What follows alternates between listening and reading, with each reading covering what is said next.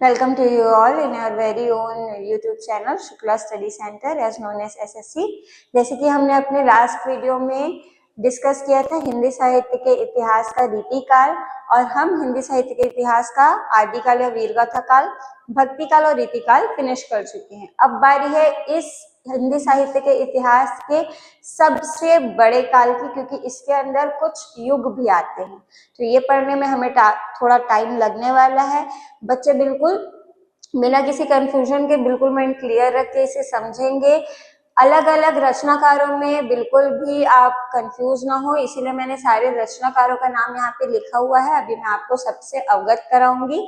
सबसे पहले हम देखते हैं कि हमारी ये जो काल है इसका नाम क्या है। इस काल का नाम है गद्य काल या आधुनिक काल। कुछ बच्चों को अगर नहीं पता होगा तो मैं उन्हें बता दूं, गद्य का अर्थ होता है ऐसी रचना जो कहानी के फॉर्म में होती है। जैसे कहानी हो गया, उपन्यास हो गया, ये सभी गद्य कहलाते हैं। और पद्य क्या होते हैं, जिन्हें आप गा सकते हैं, जैसे कविता हो गई, कोई छंद हो गया, ये सभी गीत हो गए, ये सभी पद्य के अंदर आते हैं। और जो कहानी, उपन्यास, नाटक है, ये सभी गद्य विधा के अंदर आते हैं। तो इस काल का नाम गद्य काल रखा गया। तो बिल्कुल ये ऑब्वियस ही बात है कि इस काल में ज्यादातर गद्य वाली रचनाओं की निर्माण हुआ। इससे पहले के जो काल हमने देखे हैं, जैसे आदिकाल, भक्ति काल, रीति काल, इनमें ज्यादातर पद्य रचनाओं का निर्माण हुआ था। पर हमारे गद्य काल में गद्य और पद्य दोनों विधाओं को प्रॉपर सम्मान मिला है। दोनों विधाओं के लिए काफी सारी रचनाएं करी गई, और गद्य विधा की तो काफी सारी रचनाओं का निर्माण इस काल में हुआ ही है। अब इसे आधुनिक काल भी कहा जाता है, और इसका जो टाइमलाइन है, जो समय काल है, वो है संवत 1900 से लेकर अभी तक। यानी अभी जितनी भी रचनाएं हो रही हैं वो सब हिंदी साहित्य के इतिहास के गद्य काल या आधुनिक काल में आती हैं। अब क्योंकि इसके बारे में हम थोड़ा सा जान लेते हैं, इसकी विशेषताओं में तो हम जितने भागों में इसे बांटा गया है उनकी विशेषताओं को आप गद्य काल की विशेषता में लिख सकते हैं। पर अब अभी हम गद्य काल के बारे में थोड़ी बेसिक जानकारी हासिल कर लेते हैं। तो जो गद्य काल है ये चालू हुआ था संवत 1900 से। इस काल में हिंदी साहित्य के इतिहास का चहुमुखी विकास हुआ था। चहुमुखी विकास यानी कि चारों तरफ से, हर आयाम से हिंदी साहित्य के इतिहास का विकास इसमें हुआ है। क्योंकि ये आधुनिक काल है, तो यहाँ के जो रचनाकार थे, इस काल के जो रचनाकार, जो निर्माणकर्ता थे, वो किसी नियम में बंध कर इन्होंने रचनाएं नहीं करी हैं। इस काल के जो रचनाकार थे, एक तरीके से आप इसे कह सकते हैं हिंदी साहित्य के इतिहास का मॉडर्न युग। बिल्कुल स्वतंत्र रचनाकार, अपनी रचनाओं में बिल्कुल स्वतंत्रता इनकी रचनाओं में आपको दिखाई देती है। ये बिल्कुल आजादी के साथ बिना किसी नियम कायदे कानून में बनकर लिखते हैं। अब अभी के जैसे किसी रचनाकार की आप कोई किताब पढ़ लीजिए, जैसे आप चेतन भगत की किताब उठा लीजिए, या फिर आप किसी भी लेखक की किताब उठा लीजिए, किसी भी पोएट की, किसी भी कवि की कविताएं उठा लीजिए, आपको वो जरूरी नहीं है आपको जैसे राइम मिलती है, तुक, लय मिलता है, आपको हर पोयम में वैसा मिले। तो इस काल के जो कहानीकार थे या इस काल के जो रचनाकार थे, उन लोगों ने अपनी रचनाओं में नियम कायदे का पालन न करते हुए स्वतंत्र मन से रचनाएं करी हैं। इसलिए इस काल में स्वच्छंदता के साथ काफी सारी उत्कृष्ट रचनाओं का आपको दर्शन देखने मिलता है। इस काल में, जैसे इससे पहले के काल में ब्रज भाषा, उर्दू बहुत ज्यादा चलती थी। इस काल में खड़ी बोली के प्रवर्तन हुआ। खड़ी बोली क्या होती है, इसमें कुछ बच्चों को डाउट होगा। तो जिस भाषा में मैं अभी आपसे बात कर रही हूँ वो बोली खड़ी बोली कहलाती है। ये नॉर्मल भाषा जो आपको समझ आती है, नॉर्मल हिंदी भाषा, तो ये खड़ी बोली है। इसी बोली में ज्यादातर रचनाएं करी गई।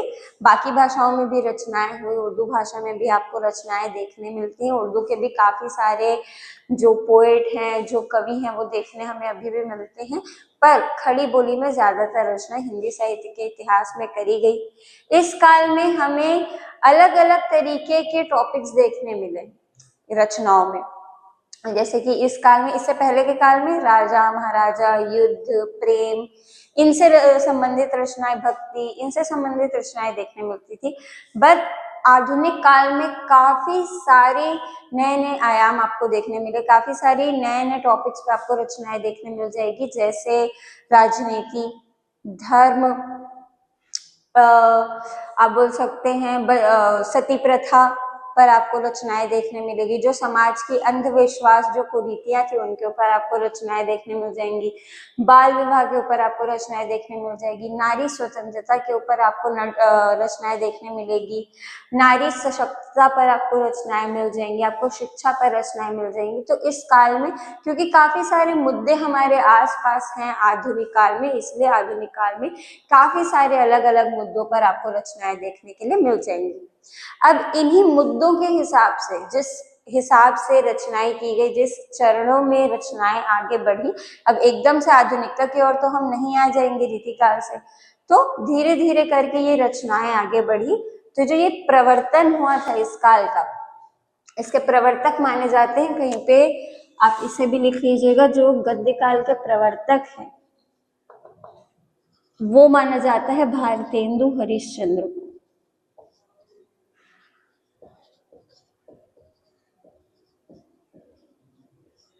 भारतेंदु हरिश्चंद्र एक बहुत कमाल के लेखक थे, इनकी काफी सारी उत्कृष्ट रचनाएं इन्होंने हमारे हिंदी साहित्य को दी हैं।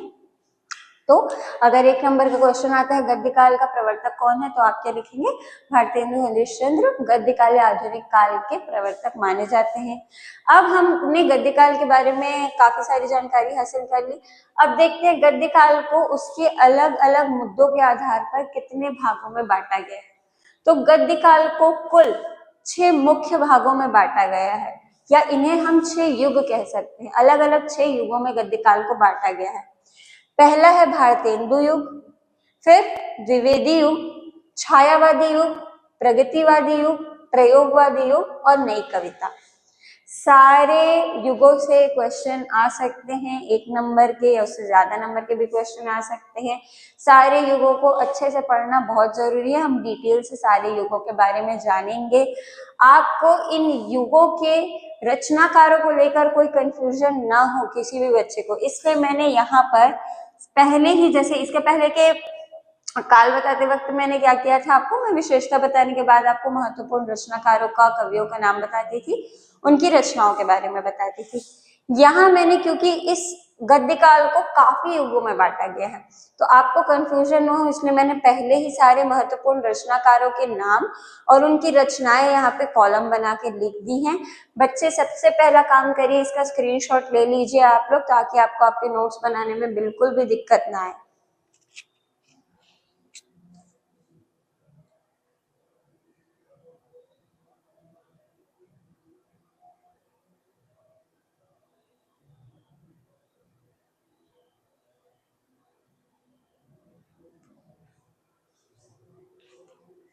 चलिए, तो अब बारी बारी से हम पहले इनके महत्वपूर्ण, हर युग के महत्वपूर्ण रचनाकारों के नाम और उनकी रचनाओं के नाम जानेंगे।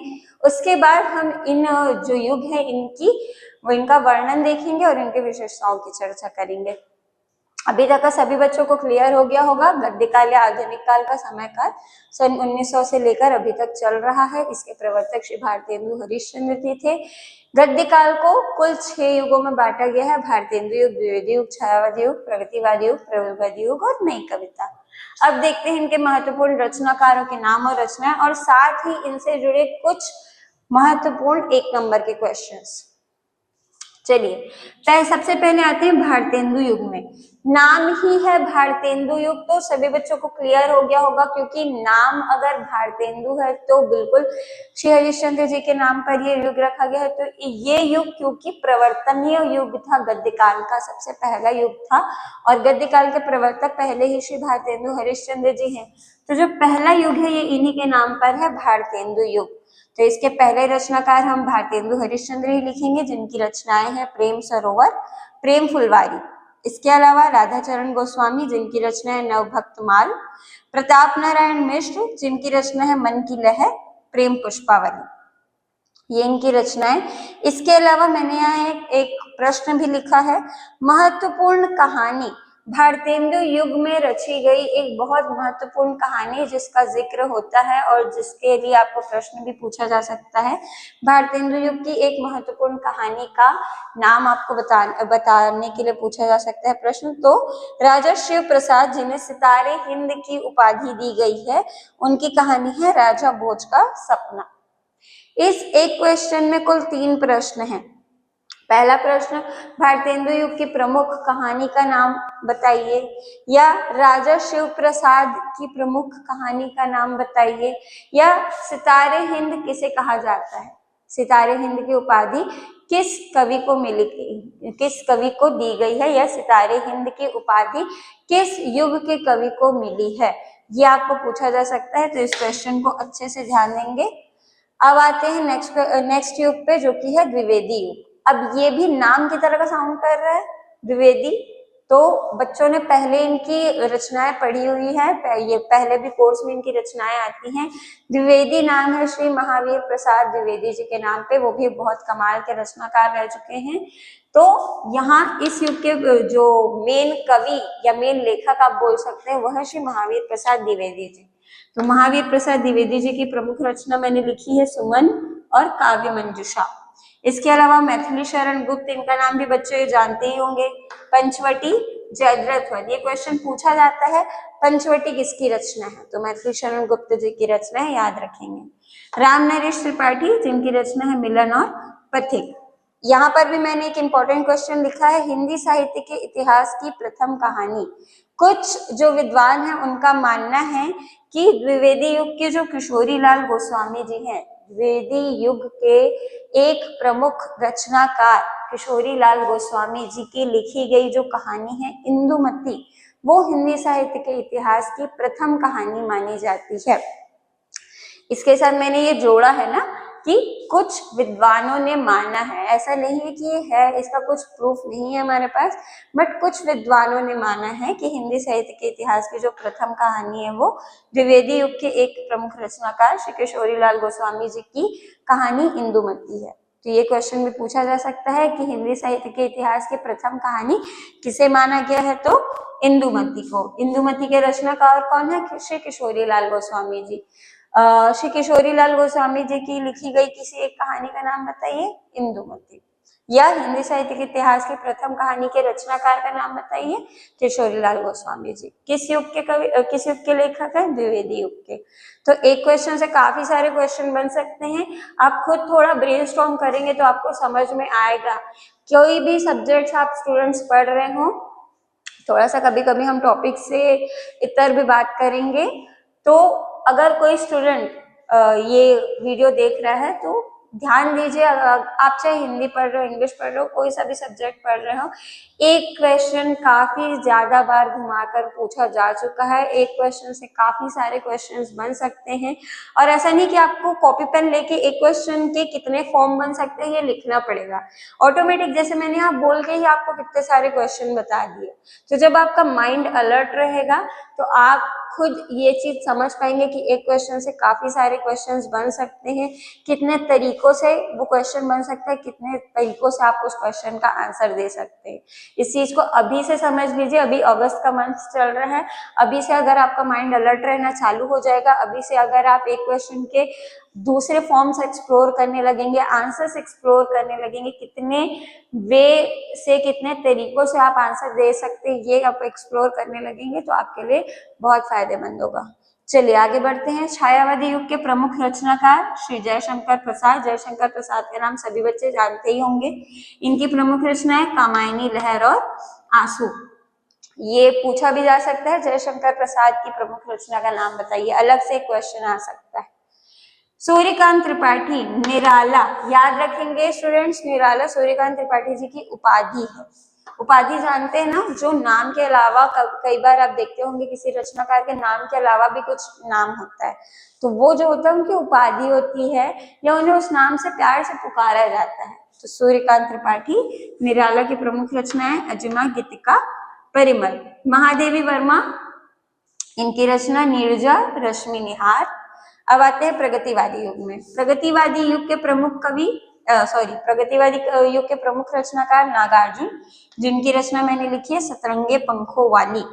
त्रिलोचन, इनकी प्रमुख रचना धरती, मिट्टी की बारात।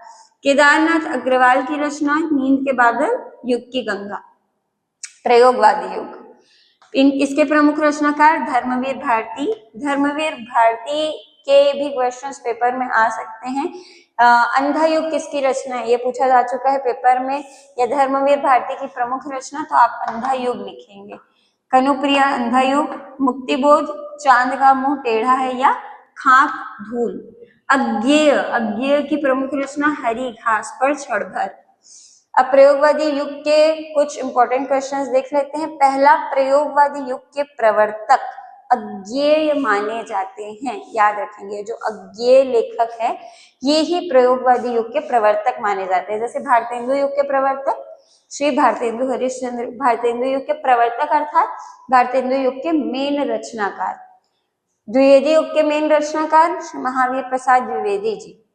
वैसे ही प्रयोगवादी युग के मेन रचनाकार श्री अज्ञेय हैं। अब यहाँ मैंने प्रवर्तक मेंशन नहीं किया है, बच्चे ऑटोमेटिक समझ जाएंगे, क्योंकि यहाँ नाम है तो आपको समझ आ ही जाएगा, और यहाँ पर नाम नहीं था इसलिए मैंने मेंशन कर दिया है।